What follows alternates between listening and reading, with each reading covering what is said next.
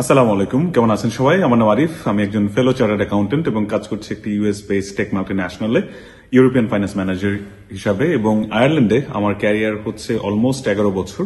So এই অভিজ্ঞতা থেকে যদি কেউ আমাকে জিজ্ঞেস করে যে হচ্ছে আপনার সিভিতে কোন কোন বিষয়গুলো থাকে, বা হচ্ছে যারা নতুন অ্যাপ্লাই করতে যাচ্ছে জবে, বা হচ্ছে যারা এক্সপিরিয়েন্সড আয়ারল্যান্ডের জব মার্কেটে ঢুকতে যাচ্ছেন, তাদের সিভিতে কোন কোন বিষয়গুলো উল্লেখ করা উচিত, সো সেটা নিয়ে আজকে কথা বলছি। সো প্রথমেই সিভি আমি বলবো যে খুবই প্লেন রাখার জন্য, খুব বেশি গ্রাফিক্যাল কনটেক্সট সেখানে না ব্যবহার করার জন্য। কারণ দেখা যায় অনেক সময় সিভি গুলোকে আমরা দেখেছি যে হচ্ছে মেশিন মানে দিয়ে রিড করা হয়, মানে স্ক্রিন আউট করার জন্য। তো সেক্ষেত্রে অনেক সময় যখন টেক্সট যদি গ্রাফিক্স বা এমন কিছু ফরম্যাটে থাকে যেটাকে হচ্ছে মেশিন রিড করতে পারছে না, তখন কিন্তু সেই সিভি গুলো শুরুতেই স্ক্রিন আউট হয়ে যায়। সো আমি বলবো যে 1 পেজ হোক 2 পেজ হোক, খুবই সিম্পল, খুবই প্লেন পেপারে সিভি গুলো লেখা। সো সিভি শুরুটা হবে পার্সোনাল ডিটেলস দিয়ে। পার্সোনাল ডিটেলস যেটা থাকতে পারে যে নিজের নাম, নিজের অ্যাড্রেস, নিজের ইমেল অ্যাড্রেস, ফোন নাম্বার, এবং আয়ারল্যান্ডের জন্য ইম্পর্টেন্ট হচ্ছে আপনার ভিসা স্ট্যাটাসটাকে। এটা আসলে অনেক রিক্রুটার দেখতে চাইবে যে আপনি কি স্ট্যাম্প 1G তে আছেন, বা হচ্ছে আপনার ক্রিটিক্যাল স্কিম ওয়ার্ক পারমিটে আছেন, নাকি আপনার পার্মানেন্ট রেসিডেন্সি স্ট্যাম্প 4 আছে, না আপনি আইরিশ সিটিজেন, সেই জিনিসটা উল্লেখ করে দেওয়াটা বেটার। সিভিতে কোনো ধরনের পার্সোনাল ফটোগ্রাফ, যেটা বাংলাদেশে আমি অনেক সিভিতে দেখেছি যে ইউজ করা হয়, সেটা এখানে কখনোই ইউজ করা উচিত না। 2 নম্বর সেকশনে থাকতে পারে হচ্ছে যে একাডেমিক প্রোফাইল, যে হচ্ছে আপনি যদি ফ্রেশ গ্রাজুয়েট থাকেন, অফকোর্স আপনার সিভিটা শুরু করা উচিত মানে হচ্ছে সেকেন্ড স্টেজে, যে হচ্ছে একাডেমিক প্রোফাইলটা, এবং মোস্ট রিসেন্ট ডিগ্রিটা হচ্ছে সবার আগে থাকতে হবে। এবং সেখানে শুধুমাত্র আপনার রেজাল্টই না, ইভেন একাডেমিক যে আপনার যে ক্যারিয়ার বা একাডেমিক যে ইয়ার্স গুলোতে আপনার যে অ্যাচিভমেন্ট গুলো, সেগুলো আপনি চেষ্টা করবেন ওখানে ইনক্লুড করার জন্য, যদি কোনো আউটস্ট্যান্ডিং অ্যাচিভমেন্ট থাকে। অনেকে সিভিতে ক্যারিয়ার অবজেক্টিভ অ্যাড করেন, আমি বলবো যে সেটা নট নেসেসারি যে ওটা অ্যাড করতে হবে।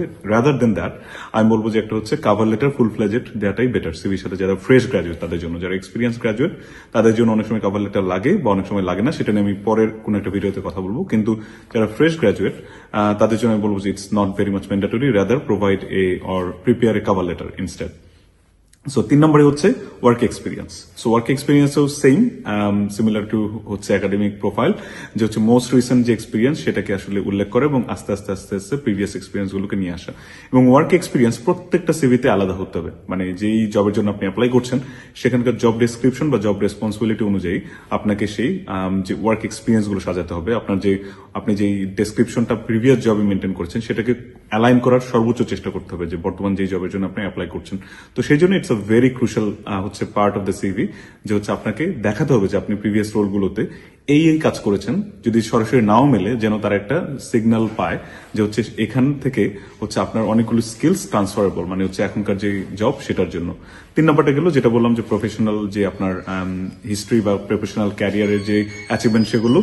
4 নম্বরে থাকতে হবে স্কিল সেট। স্কিল সেটটা কি, যে আপনার ট্রান্সফারেবল স্কিলস, আপনি টেকনিক্যাল স্কিলস বা সফট স্কিল যেগুলো হচ্ছে জব থেকে আপনি শিখেছেন, প্রিভিয়াস জব থেকে, বা আপনি নিজে ইন্টারপার্সোনাল স্কিল ডেভেলপমেন্টের মাধ্যমে, সেগুলোকে হচ্ছে আপনি আপনার সিভিতে দিবেন। ইটস রিয়েলি ইম্পর্টেন্ট যে আপনি আপনার টেকনিক্যাল স্কিলস গুলোকে আপনি শোকেস করছেন। ইটস রিয়েলি ইম্পর্টেন্ট যে আপনি আপনার ইন্টারপার্সোনাল রিলেশনশিপ স্কিলস গুলোকে দেখাচ্ছেন, সফট স্কিল গুলোকে দেখাচ্ছেন।